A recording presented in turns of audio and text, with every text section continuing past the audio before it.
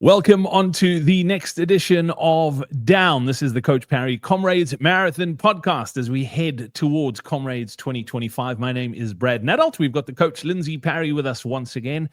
Lindsey, nice to touch base. Things are getting close. These weeks just seem to be cruising by so fast as we barrel towards Comrades. How are things going your end? You all good? Yeah, things are looking good. It's getting dark up here in Gauteng, so no more running without a headlamp. It's not even light when we finish our runs now. So those are all the little signs that that Comrades is literally just around the corner. There's definitely a little chill in the mornings here in Cape Town as well. Also very dark. So yeah, Comrades is coming. That is for sure. And we are in the middle of peak training. And on this podcast, we wanted to talk a little bit about, because this is pretty much like I feel about the only normal week of training we've had this month with the sort of build up to Oceans and then the recovery from Oceans. But this week is pretty important. The next couple of weeks are also super important, but this one particularly, we're going to talk a little bit about that. And then also just talk a little bit about how we should be approaching our runs at this stage in Comrades Marathon Training. We're getting lots of questions about the route and pacing. Those are all coming, okay? We did it for the 2 Oceans too. We did it last year where we're going to have pacing charts at the Comrades Marathon Expo. We'll let you know about those in the next week or so, where you can start pre-ordering those on the Coach Parry website as well, and they'll be ready for you at the Comrades Marathon Expo. But Lindsey, let's talk training as we head towards the end of April now. It is still in the peak of training. We are nearly there. I think we're all feeling a little bit tired and a little bit jaded when it comes to Comrades training. But talk to us a little bit about where we are now and how we should be feeling and how we should be approaching this week. Yeah, so look, we've been training for Comrades for a long time, but I kind of feel like this period is almost a little bit of the glory period. So now we've come out of 2 Oceans and Easter 100s and all these things. And often for a lot of people, they actually feel so strong now, like the fittest they've ever been in their lives. And I think the important thing for the next kind of 2 weeks is that we want to hold it steady. So we do need to carry on training hard. That's fine. But it's not necessary to now suddenly try and get so much more out of our training and capitalize on that. Or worse, what happens now quite often is that people will try and go and smash a half marathon PB or can you believe it? There'll still be people that are wild enough to think that they should go and improve their seating and things like that. But no, so I think this is kind of in some ways, well, hopefully in some ways, this is the boring part of the training. It's like the 2-week phase now where we are fit, we're in a groove, we're recovered from all the hard things that we've done, we're coping with the training. And the trick now is to make sure that we stay training where we're supposed to be training. And what do I mean by that? I mean, now isn't the time to get big eyes and suddenly improve our goal time by 20 minutes and start pushing ourselves on our easy runs. The trick now is to make sure that we put mechanisms in place to make sure that our easy runs in particular and our long runs in particular are easy enough so that we don't get carried away. Because I promise you, we're 2 to 3 weeks away from where you suddenly feel like, I've never been so tired in my entire life. Okay. And that's also quite normal around the Comrades training, but we don't need to get there sooner than we need to get there. So I think now stick to your plans, keep it steady. These are your peak weeks. So we are training hard. So don't misunderstand that part of it, but you really should be feeling in this moment in time that you're coping. And don't do anything to unnecessarily knock you out of balance with the fact that you are coping. Yeah, Lindsey, you mentioned there's some people who like running PBs, half marathon, marathon PBs. But in my mind, like you talk about being the fittest you've ever been. And this is where the danger comes, in my opinion, where you're running your easy runs. They're supposed to be easy, right? But you are, without even trying, going faster than you were maybe a month ago, 2 months ago. And the temptation is there to push even slightly harder because you feel so good. How do we sort of contain ourselves, I think is probably the right word, particularly on our easy and long runs, that we don't overdo it now. I mean, the mileage is big. Let's be honest. This, for most people, this is the most mileage they'll ever do now, these next couple of weeks. How do we sort of hold ourselves back enough that we don't do any damage? Yeah. So look, Brad, similar things to what we've always or should have been doing all along. But because we are fitter, because we are stronger, it is plausible that we should be running a little bit quicker. And therein lies the key, is a little bit. So how do we then decide that we are actually running easy enough? The talk test is still relevant, but honestly, when you are this fit, you can talk and have a robust conversation and still be in the right zones. We're still stimulating the right physiological processes. However, you could be right on the edge of that, and so then unnecessarily hammering your legs, which is going to cost you in the next 2 to 3 weeks. So the talk test is still a useful tool, but just be mindful that because you're so fit, it's probably not the only thing that you should be using. And this is kind of a time in the training where I feel like having a look at heart rate and training to heart rate is a good idea, because that's a very objective measure. Speed is objective to a degree, but we have to base that on something. And are we basing that on the right things? And then when we go out and run and we're running faster than our speed, but we go, oh, but this feels so easy. It's very easy to just go, that's it. But heart rate literally gives us a snapshot of what's inside. And so I feel like during this period of training, heart rate is probably your best bet to absolutely dial in on those easy paces, particularly if you are training on very variable terrain. So if you've got lots of hills, ups, downs in your training session, and we peg that heart rate, make sure that you are in fact training below 80% of threshold, um, below 85. No, actually, that's a bit high. Sorry. Jeez. So 75 to 85% of threshold, and 70 to 80% of maximum heart rate. Those are the two sort of values that we want to work off. And if you're in the middle of those ranges, so let's call it 80% of threshold and let's call it 75% of max heart rate. If you peg it in those, when you go uphill, it'll take about a minute to a minute and a half for your heart rate to settle on that hill. And then you'll be able to tell I'm running too hard or not. And that is just such a good and useful way of just at this point in time making sure that you stay easy on your easy runs. Yeah, Lindsey, and that's from a heart rate perspective. Obviously, using it for easy runs is important too. But this is also a great time to use your resting heart rate to sort of monitor how you're feeling. And there's lots of bugs doing the rounds. A lot of people getting sick. Every time my kids cough, I tell you I'm ready to move them out the house for the next few weeks. But sort of monitoring your resting heart rate from an illness perspective, but also how you're recovering. Talk us a little bit through that and how we can use that as a tool in this sort of peak phase. Yeah, so that's a very good tool, as well as HRV. So I'll touch on both of those.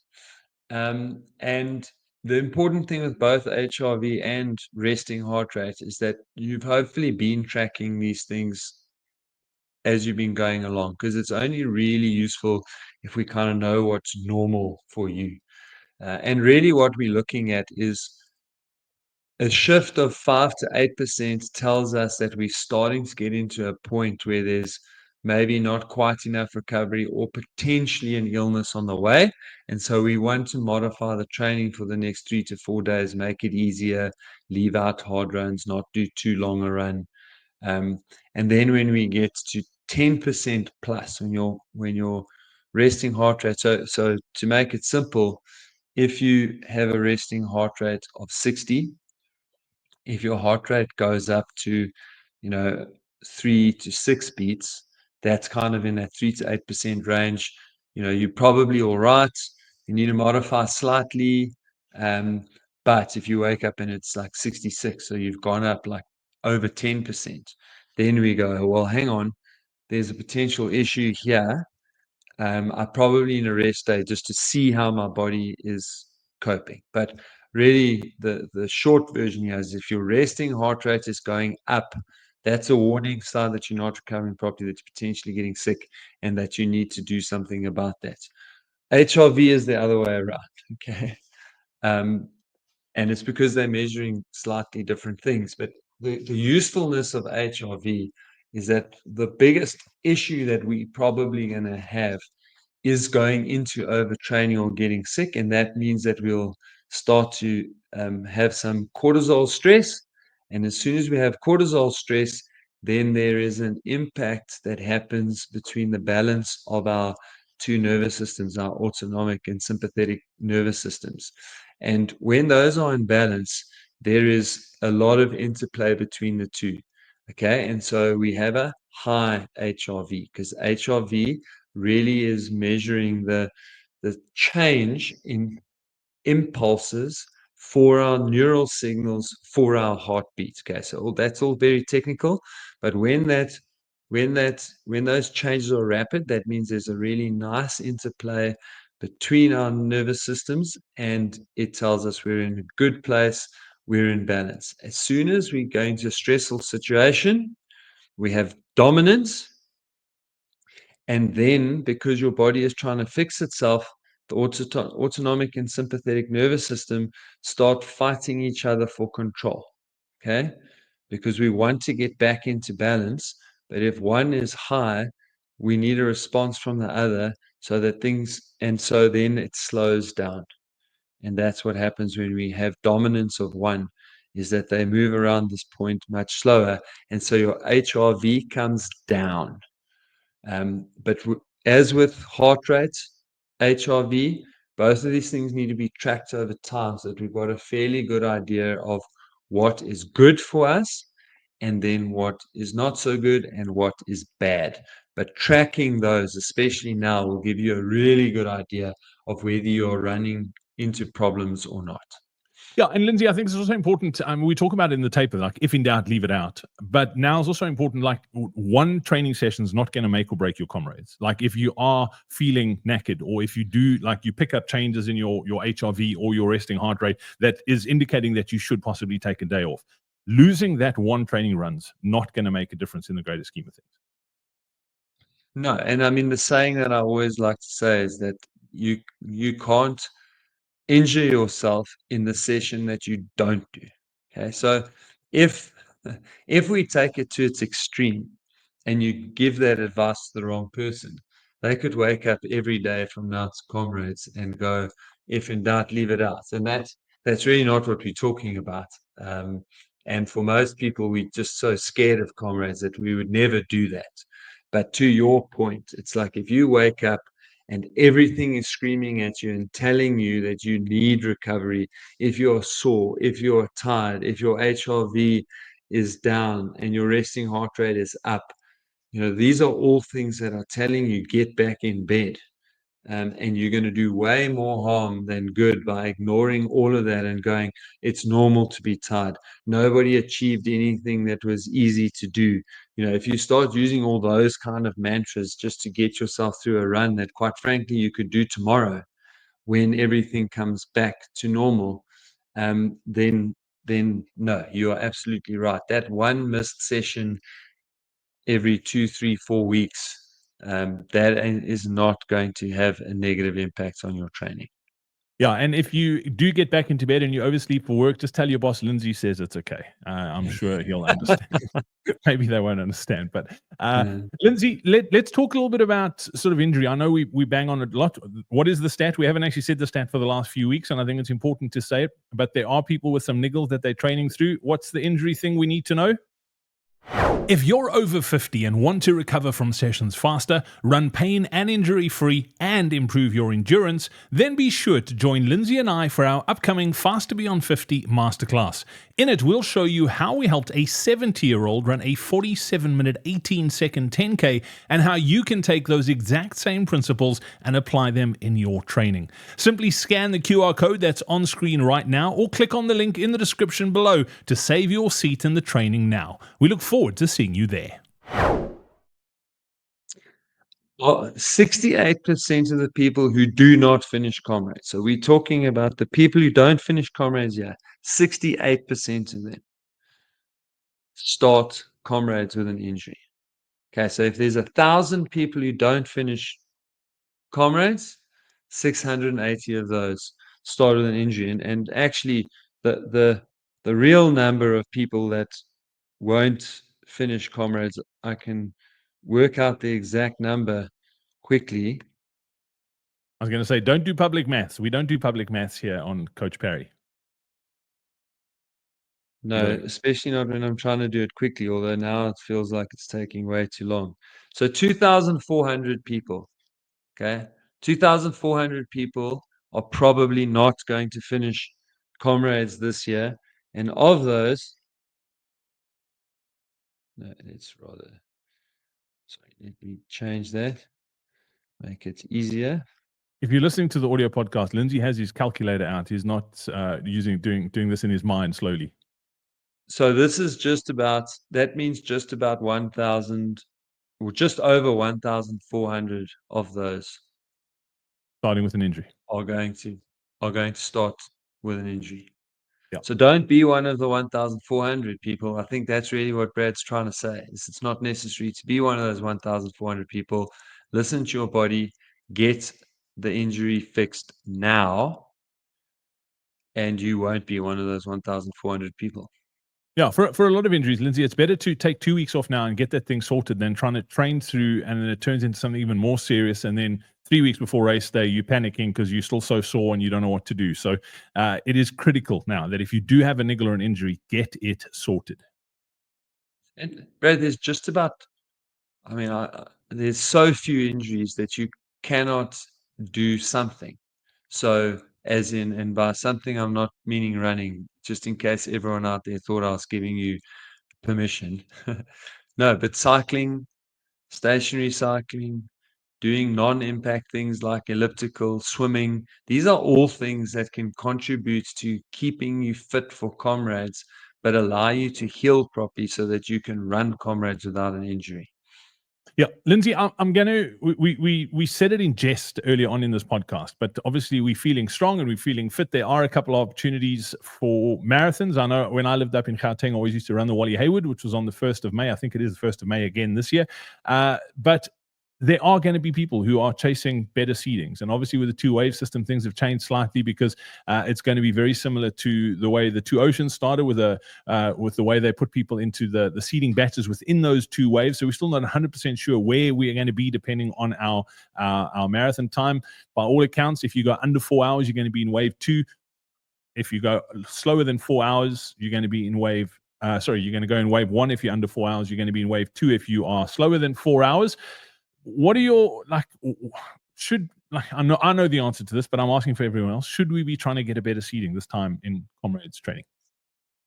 I mean, no, it's crazy to do it. I think if you are just outside 4 hours, you're probably still going to be in wave 1. But let's just assume that you are like sitting on a 4 hours 15, 4 hours 20, then you're very borderline wave 1 or wave 2.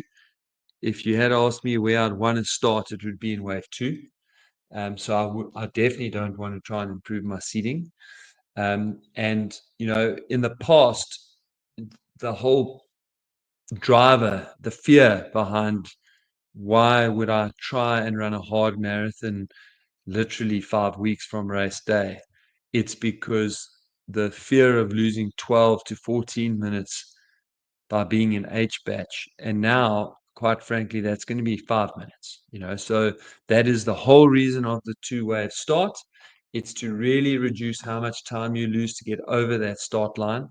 You know, people will go, oh, but the maths isn't mathing. Like if they set off the first half and normally we lose 14, and surely the second wave is going to lose 7. No, you won't, because that's the whole point of this, is like how it concertinas when you've got that sheer volume of people. So by sending half of the field 15 minutes down the road, that means that whole system just gets going that much quicker. And so we're looking at between 4 and 5 minutes. Of course, this is the first time we're doing it. So, we have to see exactly how accurate everything works out. But that is what people are working around. And so doing it is crazy because now you're going to improve your seating, Brad, but for very little advantage. And then what? For the next 5 weeks, you're going to be hobbling around like a cripple. So I do find, though, that this is where running is a little bit unfair because there are people that still need to qualify there, Brad. That was So going to be my if next question, actually. yeah, so I think again with qualifying, we always have to split this into two groups of people. So you've got people who just either decided late that they were going to run Comrades, or because of work situations, country situation, injury, illness, are only qualifying on the 1st of May, but they are capable of much faster than 5 hours. So those people need to qualify as easily as they can. If they can double up the marathon as basically a pseudo Comrades long run, fantastic, and keep going. But that takes us to our previous little point we were making, is that those people shouldn't be chasing seeding, okay? Because what they want to do is get through that marathon as little harm as possible. The people that have got a harder task are people that haven't qualified because they've been trying and can't get under the 5 hours, or they've always known their marginal 5 hours, so they've just wanted to make sure that they were as fit as they could be to give themselves the best chance of getting under 5 hours. Now, if that is you, then you have to race to the best of your ability. You've got to get your 4:59, 57, 56, whatever that number is, get your place on the start line, but then that means you have to go into recovery overdrive between the 1st and the 7th of May. You've got to eat all the right things, get into compression garments, have massage, do an ice bath, stay off your feet from running, maybe some gentle cycling, maybe some gentle swimming, but no running until the 7th of May. And then from the 7th of May to Comrades, you're going to go into a very steady, consistent, but moderate training plan just to give you the best chance of hanging on to whatever fitness you've got there, but ensuring that you don't hurt yourself and ensuring that you don't start Comrades tired. Yeah, Lindsey, I also just want to mention it here, and I hate the fact that we do even have to talk about this because it happens and people do it, but now's also like, I don't even know how to put this without sounding fuddy-duddy, but nothing irritates me more than people running qualifiers for other people who struggle to qualify for Comrades. Yeah. And we all know people, like in running clubs, someone hasn't qualified, but then they are submitting. So I'm going to ask people to call it out. Like, I think it is up to us as runners. Like, we want the Comrades Marathon Association to do things right. And this is all races, but it's up to us that if you know someone who is running a qualifier for someone else, just pop Comrades an email, info@comrades.com, and let them know. Like, I don't know, Lindsey, your feeling on these sorts of things. I think it's dangerous, first of all. Like, I mean, if somebody is struggling to run a marathon under 5 hours, they are going to struggle to finish Comrades. And I know we want to be inclusive, but that is part of it, is just the safety of keeping Comrades runners safe on race day. Yeah, and I mean, we've had the debates around the 4:50 and the 5 hour, and yes, there are people who can finish Comrades on the 5 hour. But what the stats have shown is that for a lot of the people who don't finish, it is the people in the 4:50 to 5 hour. So being slower than 5 hours, I'm sure there might be 1 or even 5 people who can do it. But from what we know and seen and from the stats, we just know that the chances of finishing are almost zero. And it's more just the whole kind of mindset of the South African in particular. And if everyone's going to jump on here and say, it's not me, because that is life. The people who you are not talking to are the ones that are listening, the ones who need to hear it. They either, if they hear it, don't care, or are so oblivious to what they're doing that they don't hear you. But that is the reality. The same people who jump over fences to cheat and start further up the field. The same people who scream at security guards who won't let them into those pens, they are the same people that are prepared to have someone else run Comrades with their chip.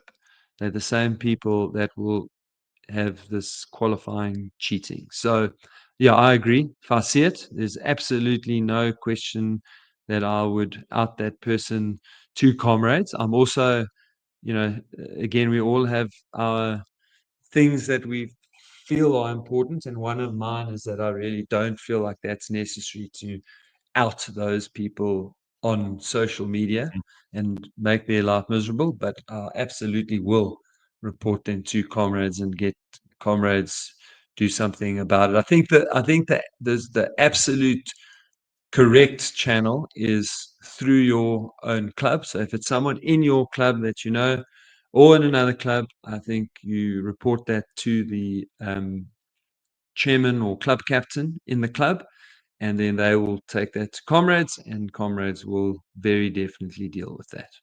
Yeah, it reminds me, Lindsey, you talking about the jumping over barriers, and I caught up with one of the athletes that trained with us, Trevor Smith from Australia. He was out to run Oceans a few weeks ago, and we were talking about this exact thing, and he was saying that like in South Africa, rules are suggestions. That's I was like, that's exactly what it is. And then we were talking about the cutoffs around Oceans, and he said, well, the cutoffs are a suggestion. So I missed the Oceans cutoff. Not really. It was just a suggestion. I ran a 7:01. I still finished. Yeah, and you said the gun went off after you'd crossed the Yeah, line. So when we were definitely a chatting, we suggestion. were confused if there was, something that had happened with the timing clocks. But yeah, in the end, you looked at your own watch and saw you were 7:01. So I'm not sure why the Yeah. gun went off only after you crossed the line. And I have a medal. So if anybody didn't get a medal that should have got a medal, get in touch. You're more than welcome to have mine because I didn't deserve it, but I got one. Not sure why, but they gave me one. So I didn't know what was going on. But yeah, Linz, as always, thank you so much for that. Don't forget as well, if you do need some help in the final running to Comrades, head over to comrades.com, not comrades.com, coachparry.com, and check out the Comrades Marathon Roadmap. We put the link into the description as well. You can jump on there. We'd love to help you in the final run into the Comrades Marathon. Make sure you get onto a training plan and make sure that your final run in is as best as it can possibly be. Lindsey, we'll catch up again next week. Thanks for your time today, bud. Big pleasure. Good luck, everyone.